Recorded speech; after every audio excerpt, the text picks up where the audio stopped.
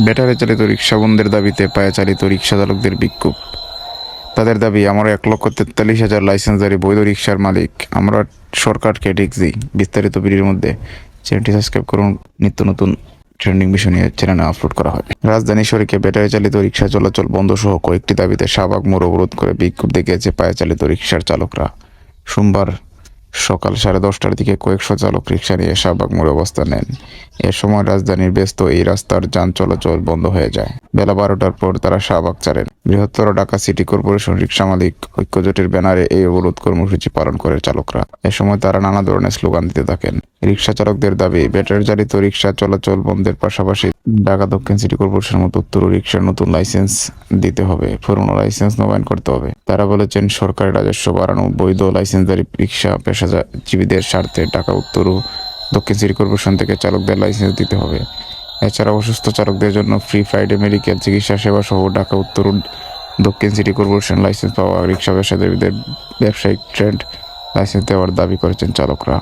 Battery চালিত রিক্সার দাপটে রোজগার কমে গেছে জানিয়ে একজন রিক্সা চালক বলেন, ব্যাটারি রিক্সাওয়ালারা মেইন রাস্তায় চলে আসে, তারা 40 টাকার ভাড়া 30 টাকা এবং 20 টাকায় চলে যায়। এতে আমাদের ট্রিপ কমে গেছে। আর তারা রাস্তায় বিশৃঙ্খলা তৈরি করে। তবে যাদের হাত পা নাই, চলতে পারে না, এমন চালকদের অটোরিকশা চালাতে দেওয়া যায়। ঢাকা সিটি কর্পোরেশন রিক্সা মালিক ঐক্যজোটের সাধারণ সম্পাদক মোহাম্মদ মমিন আলী সাংবাদিকদের বলেন, পায়চালিত রিক্সা চালকরা তাদের দাবিগুলো জানিয়ে প্রধান উপদেষ্টা বরাবর স্মারকলিপি দিয়েছেন। আগামী 31 আগস্টের মধ্যে দাবি না মানলে বৃহত্তর আন্দোলনে যাওয়ার হুঁশিয়ারি দিয়েছেন চালকরা। মমিন আরও বলেন, আমরা 1,43,000 লাইসেন্সধারী বৈধ রিক্সার মালিক, আমরা সরকারকে ট্যাক্স দিই। 31 আগস্ট পর্যন্ত আলটিমেটাম দিয়েছি, এখনো দাবি পূরণের কোনো আশ্বাস পাইনি। দাবি মানা না হলে আগামীতে বৃহত্তর আন্দোলনের ডাক দেওয়া হবে।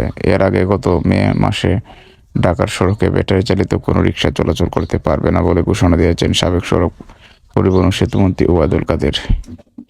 বিদ্যুৎ চালিত 3 চাকার যানগুলো অটো, ইজি বাইক সহ নানা নামে পরিচিতি। দুর্ঘটনার জন্য সড়কে মোটর বাইক এবং ইজি বাইকের চলাচলকে দায়ী করেন তিনি। সে সময় ঢাকার সাবেক 2 মেয়র শেখ ফজলুর নূর তাপস এবং আতিকুর ইসলাম শহরের মধ্যে বেশ ব্যাটারি চালিত যানবাহন চলাচল বন্ধের বিষয়ে তাদের সম্মতি জানিয়েছে। পরে এই সিদ্ধান্ত প্রতিবাদে ঢাকার সড়ক অবরোধ করেন চালকরা ও গ্যারেজ মালিকরা।